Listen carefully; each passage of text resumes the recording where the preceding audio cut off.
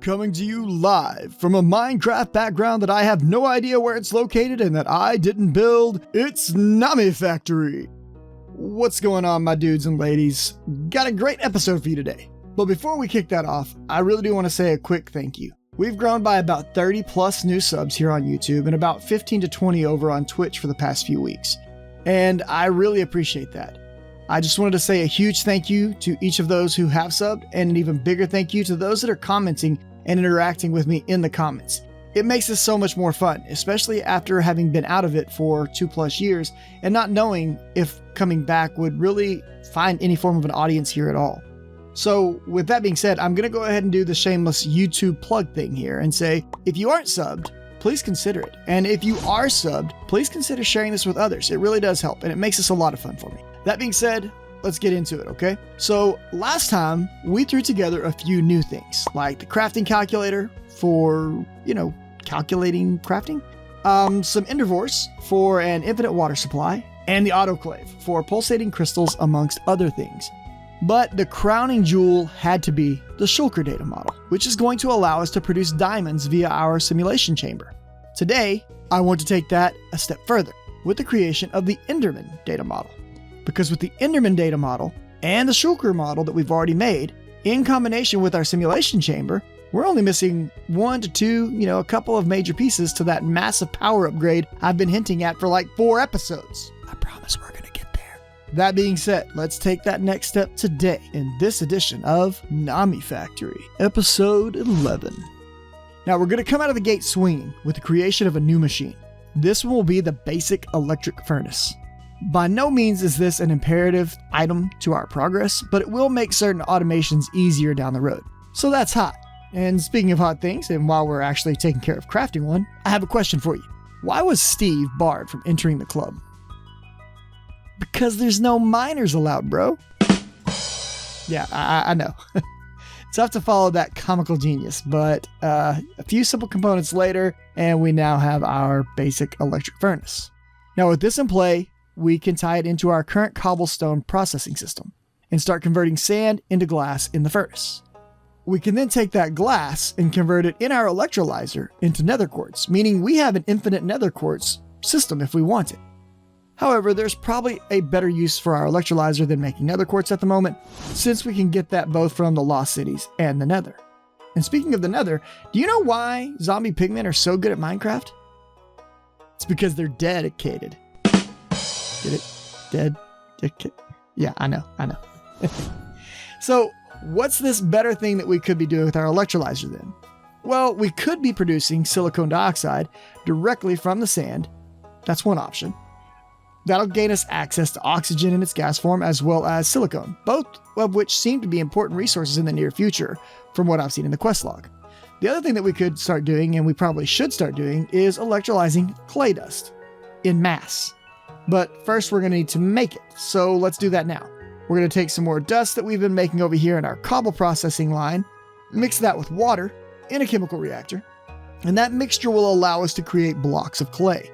We can then take those over to our macerator and have them pulverized, and that will process them into clay dust. We'll get 4 dust per clay block.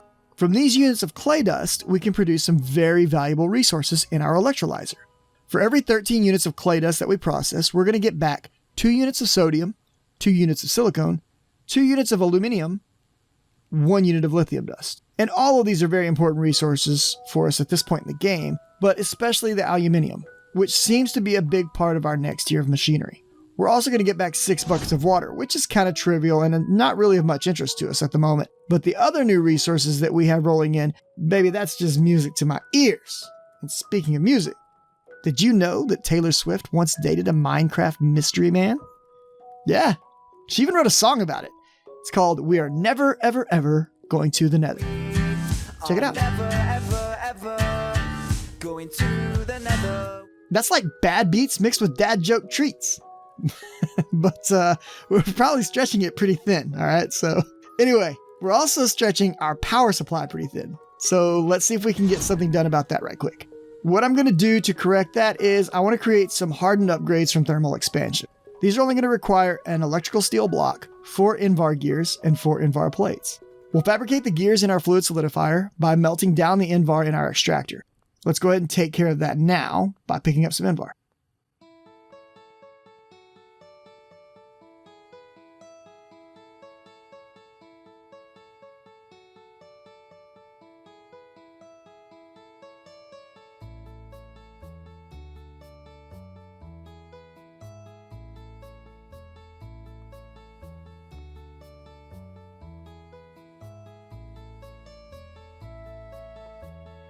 Then for the plates, it's a typical run through the bending machine, right?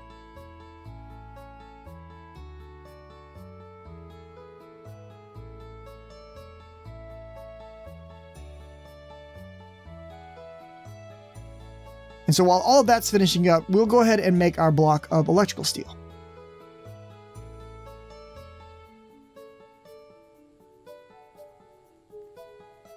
Now we just need to put all this together right quick.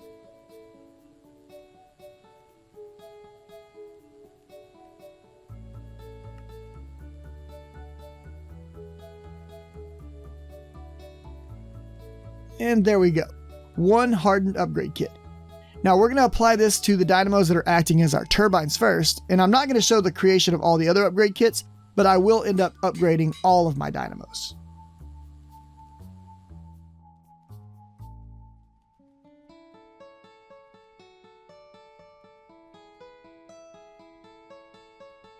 So these upgrade kits not only upgrade the efficiency of the machine, allowing it to produce more RF directly, but they also increase the number of augment slots available.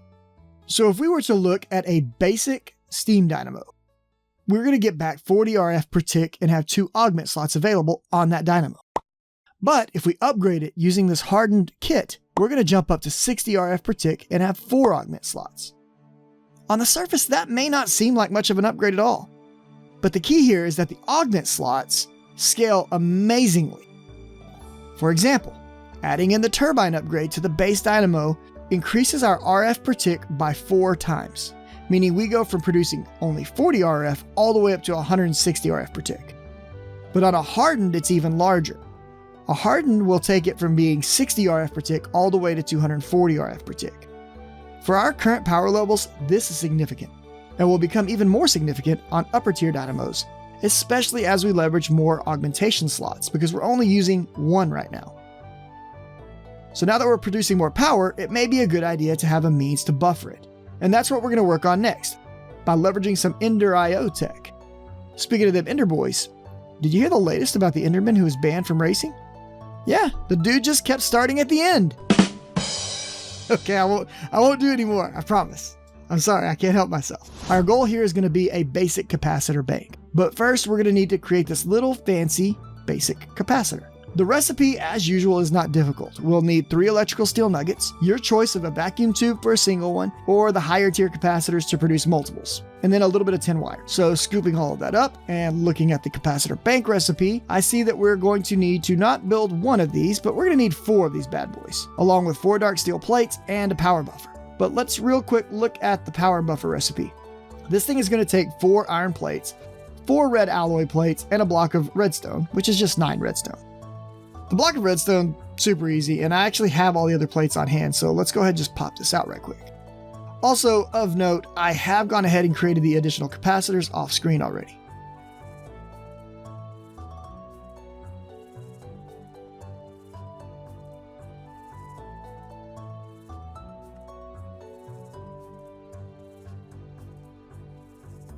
Now, when you're looking for your dark steel, if you happen to have non-GregTech dark steel ingots, you can easily convert them by converting them first to nuggets, then putting them back together in ingot form, and they'll become GregTech dark steel ingots instead.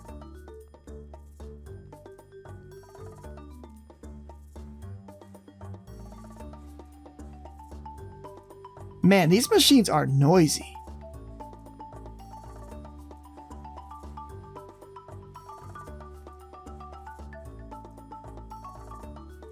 Alright, I'll quickly feed some more glass to our electrolyzer. That way it's at least doing something useful.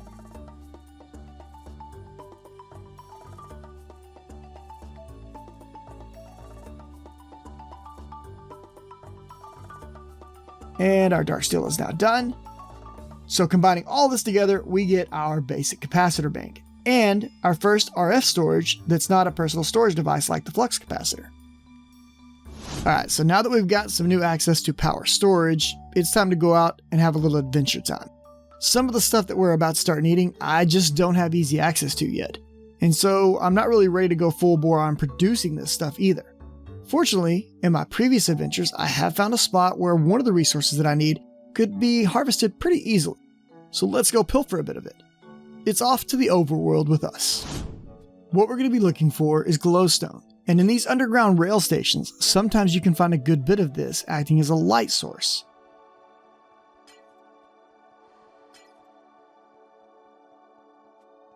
Although you might have to defend yourself a bit against some of the very friendly wildlife that exists in these places.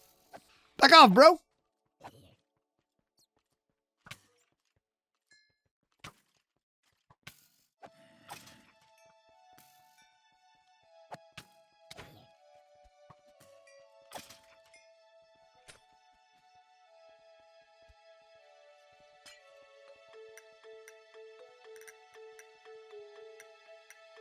Now, while we're down here, we're going to go ahead and grab up some of the nether quartz that I referred to earlier as well by mining some of these quartz blocks. These blocks will yield us 4 units of nether quartz each, and that's why I said earlier it may not be worth our time to tie up our electrolyzer making this, but I can just come to the overworld and mine it super easy.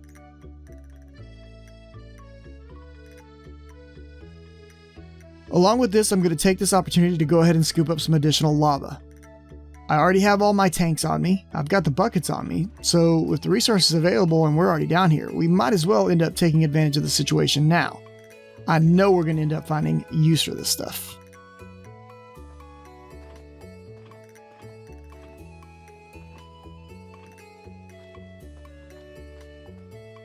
Speaking of taking advantage of the situation, while we're already out here, let's go ahead and check a few buildings here for any fat loots we might find. Alright, so we've come across our first chest.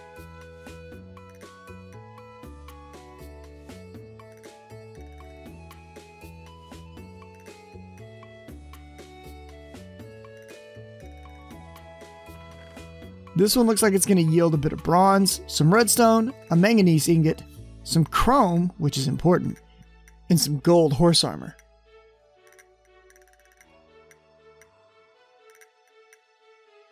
And what's that right back? There's another chest directly behind this one. Bruh, let's go.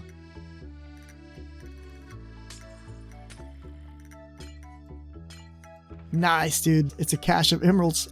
Time to crack some skulls, friends. There's a third chest. Got a little skelly bro up ahead, though. Let's go ahead and take a sneak peek. Ow! Alright. Skelly dealt with. We've got a ruby, a bucket, some dark steel boots. Nice, nice. Not terrible, not amazing. That's fine.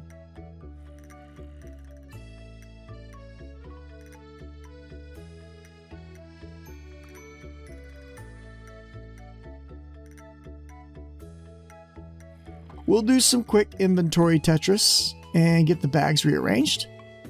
Bah, another skelly. Go to sleep, sir.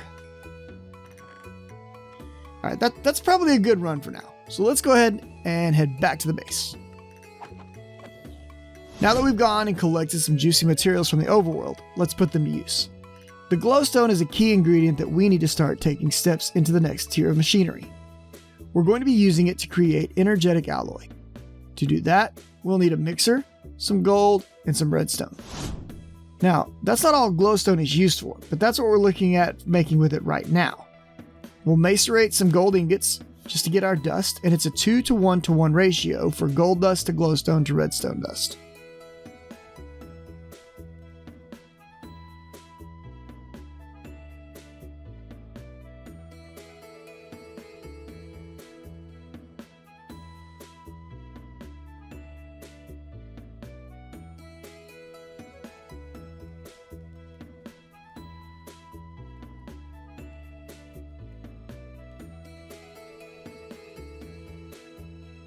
Gathering all this up, we'll just pop it into our mixer.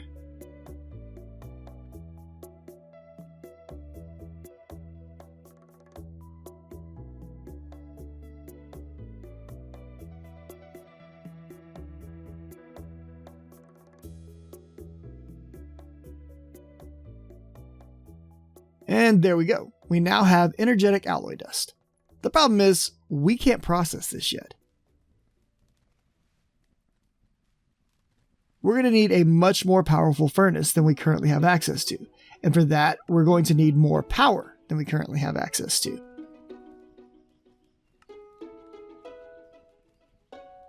If we look on the JEI blast furnace info panel, you can see that processing this dust is going to take between 13.5 and 20 seconds depending upon which recipe we use. And it's going to consume up to 120 EU per tick, which is an MV rating. We don't produce MV power yet. Long story short, we're not going to finish that today. But we can take our first steps towards it today. To take that step, we're going to need to craft a new alloy, then combine that alloy with 2 other alloys in an assembler. And that will give us back one of the key items that we need for our blast furnace. The alloy that we're going to make to start all this off is tin alloy, which is a simple mixture of tin and iron in a mixer. Then we'll place this into our extractor, melt it down, and transfer that into the assembler. In the assembler, we'll also add copper nickel wires and bronze foils. This will allow us to create a copper nickel coil.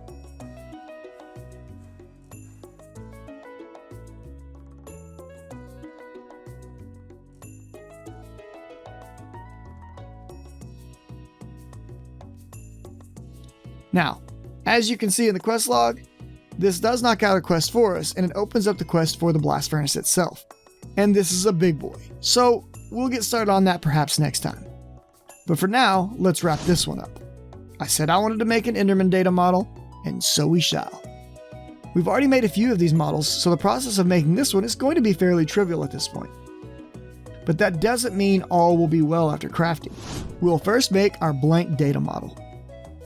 Then, thanks to our shulker model, which we've been running pretty much non-stop, we have plenty of ET matter that we can use in conjunction with an ender pearl to craft the new datum. So let's quickly combine these things together.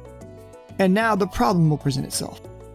Our current system could barely keep up with the power usage of the shulker model. It's only using 512 RF per tick.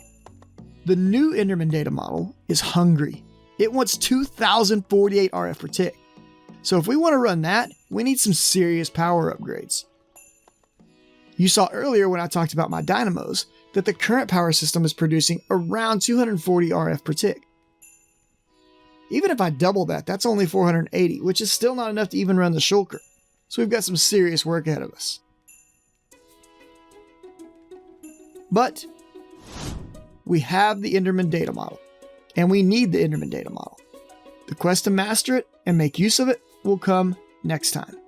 That being said, I'm going to go ahead and end this one the same way that I started it, by saying thank you, and I really mean it. Thank you all so very much for choosing to spend some time hanging out with me and struggling through my dad jokes. I hope you guys are all enjoying your own playthrough of Nomifactory as much as I am. Let me know how your run's going. Also, I hope you're enjoying the series, and if you are, I'll throw it out there one more time. There's a like, subscribe, and share button down below this video. It's just anxiously awaiting your interaction. So if you wouldn't mind, I'd greatly appreciate it if you'd click them. Until next time, my friends, you all take it easy. Laters.